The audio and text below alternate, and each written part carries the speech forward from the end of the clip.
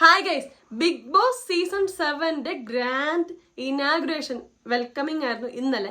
രേണുസുധിനെ വീട്ടിൽ നിന്ന് ഇറക്കി വിട്ടു എന്നുള്ള ന്യൂസ് ഒക്കെ വന്നിട്ടുണ്ടായിരുന്നു. പക്ഷെ എനിക്ക് ഉറപ്പായത് രേണുസുധി ഉറപ്പായിട്ടും ബിഗ് ബോസിൽ ഉണ്ടാവും. ഇത്രയും കണ്ടന്റ് കൊടുക്കുന്നത്, അത് പോസിറ്റീവ് ആവട്ടെ നെഗറ്റീവ് ആവട്ടെ, കൊടുക്കുന്ന ഒരു കണ്ടസ്റ്റന്റ് പുറത്തു നിന്ന ബിഗ് ബോസ് പിന്നെ ആര് കാണും? സോഷ്യൽ മീഡിയ ചാനൽസിന് അത്രയും ഡെയിലി എന്തെങ്കിലും ഒരു കണ്ടന്റ് ഉണ്ട്. അത് പോസിറ്റീവ് ആവണമെന്നൊന്നുമില്ല, നെഗറ്റീവ് കണ്ടന്റ് കൊടുത്തിട്ടാലും ഫുൾ ഓൺ ആയിരിക്കുന്ന ഒരു ലേഡി. ഇനീഷ്യലി ഞാൻ രേണുസുധിയെ ഫോളോ ചെയ്യുന്ന ഒരാളായിരുന്നു. കാരണം ഒരാൾ ഭർത്താവ് മരിച്ചു, ജീവിക്കാൻ വേറെ വഴിയില്ല, അവർക്ക് പറ്റുന്ന അല്ലെങ്കിൽ ഇഷ്ടമുള്ള കാര്യം വെച്ച് അവർ മുന്നോട്ട് പോകണം, അതിൽ തെറ്റൊന്നുമില്ല, വൾഗറായി ചെയ്യേണ്ടെന്നല്ലാതെ. പക്ഷെ പിന്നീട് ഓരോരോ ഇന്റർവ്യൂസിൽ പല പല അഭിപ്രായങ്ങൾ പറയാ, മുന്നേ പറയുന്നതിന് വിരുദ്ധമായിട്ട് പറയാ. പിന്നെ അതിനെക്കുറിച്ചൊക്കെ ആൾക്കാർ നോക്കി റിസർച്ച് ചെയ്ത് എന്തൊക്കെയാണ് ഇതിന്റെ പിന്നാമ്പുറത്ത് നടക്കുന്ന കാര്യങ്ങളൊക്കെ നോക്കി ചെകഞ്ഞ് റിയാക്ഷൻ വീഡിയോ ചെയ്യുന്നവർ കൃത്യമായി കാണിച്ചു തരുന്നുണ്ട്. രേണുസുധി മുന്നേ ചെയ്തിരുന്ന കാര്യങ്ങൾ ഒരുപാട് ആൾക്കാരെ അടുക്കുന്ന കടം വാങ്ങിയിട്ടുണ്ട്.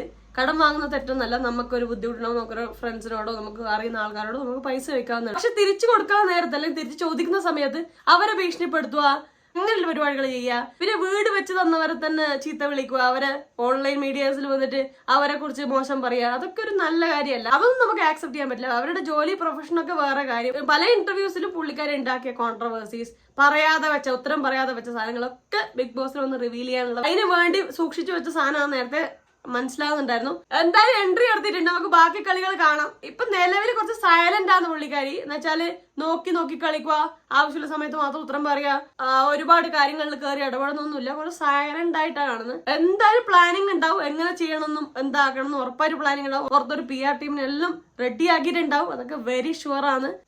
ഇതിൽ ആദ്യം എൻട്രി നടത്തിയ ആള് കോമണറായ അനീഷ് ആയിരുന്നു. അനീഷ് കേറിയ മുതലേ ചൊറിച്ചലാണ്. ബിഗ് ബോസ് വീട്ടിൽ എൻട്രി തുടങ്ങി തൊട്ട് പുള്ളിക്കാരൻ ഗെയിമിൽ കേറി ഓണാണ്. കിട്ടി ഗവൺമെന്റ് ജോലി, ലീവ് എടുത്തിട്ട് 2 വർഷം ഇതിനു വേണ്ടി പ്രിപ്പയർ ചെയ്ത് വന്ന ആളാണ്.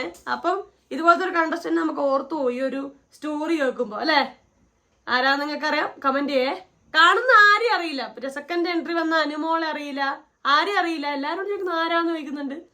അനുമോനോ ചോദിക്കുന്നുണ്ട്, എന്നെ അറിയില്ലേ ചോദിക്കുന്നുണ്ട്. അപ്പൊ പറയുന്നത് നേരിട്ട് കണ്ടിട്ടില്ലല്ലോ പറയുന്നുണ്ട്. അപ്പൊ പുള്ളിക്കാരനെ അറിയാം, ആരാന്നൊക്കെ അറിയാം, പക്ഷെ ഒന്ന് ചൊറിയാൻ വേണ്ടിട്ട്. പിന്നെ അനുമോളെ വല്ലാതെ കോൺഫിഡൻസ് ഓർക്കുന്ന കാര്യം പറയുന്നുണ്ടായിരുന്നു, കാണാൻ TV കാണുന്ന അത്ര ഭംഗിയൊന്നും ഇല്ല എന്നൊക്കെ പറഞ്ഞ്. പിന്നെ വരുന്ന ഓരോ ആൾക്കാരോട് ആരാ എന്താ ഒന്നും അറിയില്ല. കേറിയവരെല്ലാം സെലിബ്രിറ്റീസ് ആണ്, കുറെ പേര് സോഷ്യൽ മീഡിയ ഇൻഫ്ലുവൻസേഴ്സ് ആണ്. പക്ഷെ ഇവരാരെ പറ്റി ഈ കോമണറായ അനീഷിന് അറിയില്ല. പിന്നെ ഇന്ന് രാവിലെ ആരും എന്നുള്ള കണ്ടസ്റ്റന്റ് ആയിട്ട് ഇന്ന് ചൊറിഞ്ഞിട്ടുണ്ടായിരുന്നു. എന്നുവെച്ചാൽ മലയാളം വായിക്കാൻ അറിയില്ല എന്ന് പറഞ്ഞിട്ട് ചൊറിഞ്ഞിട്ടുണ്ടായിരുന്നു. എന്നിട്ട് മിണ്ടാതെ നടക്കുന്നുണ്ടായിരുന്നു. മലയാളം വായിക്കാനും എഴുതാനും അറിയാത്തവരെ ബിഗ് ബോസ് മലയാളം സീസണിൽ എടുക്കാൻ പാടില്ല എന്നൊക്കെ പറഞ്ഞിട്ട് നടക്കുന്നുണ്ടായിരുന്നു. അപ്പൊ റന ഫാത്തിമ പിന്നെ കയറിയ കണ്ടസ്റ്റന്റ് പോയിട്ട് ചൊറിയുന്നുണ്ടായിരുന്നു. ഇതെല്ലാം പഴയ സ്ട്രാറ്റജി ആണ് ചേട്ടാ, ഇതൊക്കെ വർക്കൗട്ട് ആവൂല, ഇനി മിണ്ടാതെ ഒരു രക്ഷയില്ല, ആരും വന്ന് മൈൻഡ് ചെയ്യാനും പോകുന്നില്ല എന്ന് പറഞ്ഞ് പുറകെ പോയി കളിക്കുന്നുണ്ടായിരുന്നു. റന ഫാത്തിമ കയറി വരുമ്പോ ഒരു പ്രതീക്ഷയുള്ള ഒരു കണ്ടസ്റ്റന്റ് ആയി തോന്നിയിട്ടില്ലായിരുന്നു. കാരണം വളരെ ചെറിയ കുട്ടിയാണ്, ഈ ഗെയിം കളിക്കാനൊക്കെ ആയോ, പ്ലാൻ ഇടാനൊക്കെ ആയോ തോന്നി. പക്ഷെ ഗെയിം കളിച്ചു തുടങ്ങിയിട്ടുണ്ട്. ക്യാപ്റ്റനായിട്ട് വലിയ ഭരണമുണ്ട്. എല്ലാവരോടും പറയുന്നുണ്ട് എന്നെ എല്ലാവരും റെസ്പെക്ട് ചെയ്യണം, ഞാൻ അങ്ങോട്ട് റെസ്പെക്ട് ചെയ്യുമെന്ന് പറയുന്നുണ്ട്. ആ സംഭവം മാത്രം, അങ്ങോട്ടുള്ള പരിപാടി മാത്രം കാണുന്നില്ല, ഇങ്ങോട്ട് എല്ലാവരുടെ റെസ്പെക്ട് പറഞ്ഞു വാങ്ങിക്കുന്നുണ്ട്.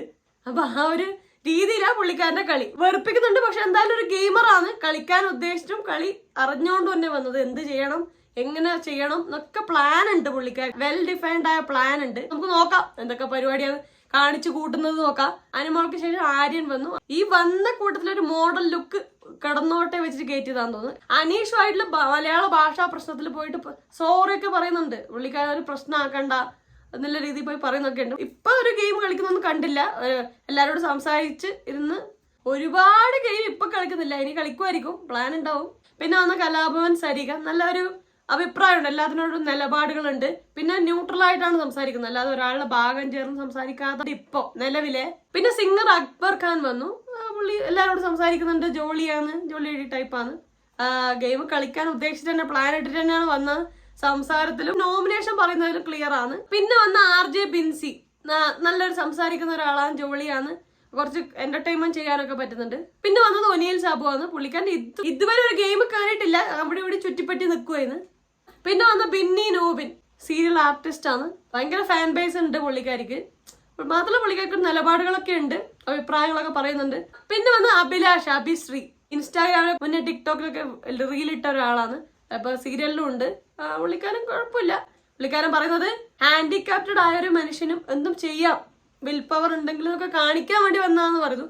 ആ ഉദ്ദേശം നല്ലതാണ്. പിന്നെ വന്നത് മുൻഷി രഞ്ജിത്ത്, പുള്ളിക്കാരൻ കുറച്ച് പ്രായമുണ്ട്. ഈ നിലവില് ഈ ഒരു ലിസ്റ്റിൽ ഏറ്റവും പ്രായമുള്ള ഒരാളാണ്. ഇത്തവണ അധികം പ്രായമുള്ളവരില്ല, എല്ലാരും ചെറുപ്പക്കാരും ഭയങ്കര ഏജ്ഡ് ആയ ഒരു കുറവാണ് ഇത്തവണത്തെ സീസണിൽ. പിന്നെ ഗിസല്ലേ പറഞ്ഞൊരു ലേഡി കയറി, അതായത് ഹിന്ദി ബിഗ് ബോസിൽ മുന്നേ ഹിന്ദി ബിഗ് ബോസിൽ പങ്കെടുത്ത ആളാണ്. പിന്നെ ഷാനവാസ് വന്നു. ഷാനവാസ് പറഞ്ഞ ഇന്ദ്രനില്ല ഫ്ലവേഴ്സിലെ സീത എന്ന് തോന്നുന്നു ആ ഒരു സീരിയലിന്റെ പേര്. സ്വാസികയും ഷാനവാസും ഉള്ള സീരിയലായിരുന്നു. അതിൽ ഇന്ദ്രൻ ആ സമയത്ത് ഭയങ്കര ഫേമസ് ആയിരുന്നു. റീൽസിലും ഷോർട്സിലും എല്ലാം ഇന്ദ്രൻ സീത അവരുടെ സീരിയൽ കട്ട്സ് ആയിരുന്നു.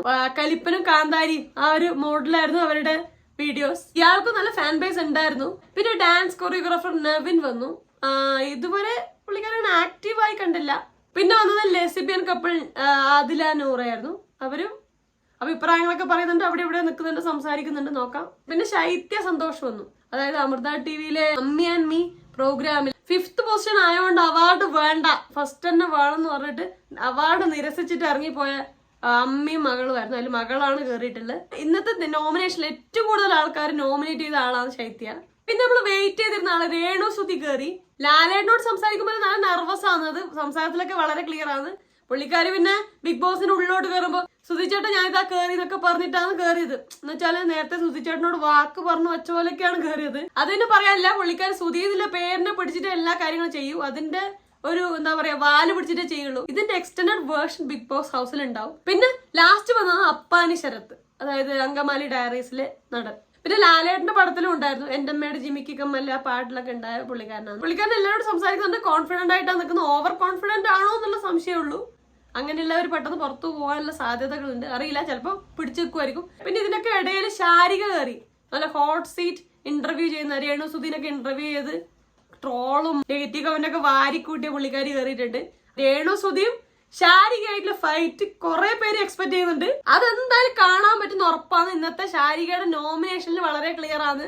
ഞാൻ കരുതി ഇവരുടെ ഇന്റർവ്യൂ കഴിഞ്ഞ് രേണു സുധി ഹൈപ്പിൽ കയറി അതിനുശേഷം ഒരു ഇന്റർവ്യൂ എടുത്തു, അപ്പൊ ഇവരൊരു ഗിവ് ആൻഡ് ടേക്ക് ബേസിസിൽ ഒരു ഇന്റർവ്യൂ എടുത്തതാണ്. പക്ഷെ ശാരികയുടെ ലാസ്റ്റ് ഇന്റർവ്യൂവിൽ പറയുന്നുണ്ട്, എന്റെ ഇന്റർവ്യൂയിലൂടെയാണ് രേണു സുധി ഹൈപ്പിലായത്, അപ്പൊ തിരിച്ച് എന്നെ സപ്പോർട്ട് ചെയ്യണമെന്ന് പറയുന്നുണ്ട്. അപ്പൊ തിരിച്ച് ചെയ്തിട്ടില്ല രേണു സുധി.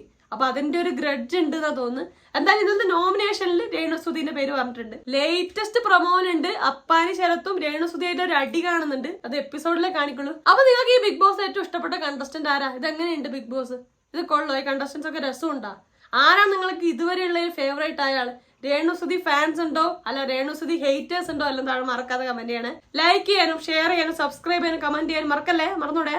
അപ്പൊ അത്ര ഹാപ്പി ആയിട്ടിരിക്കാം. മറ്റൊരു റിവ്യൂ റിയാക്ഷനോ സോഷ്യൽ ഇഷ്യൂ ആയി നെക്സ്റ്റ് ടൈം കാണാം.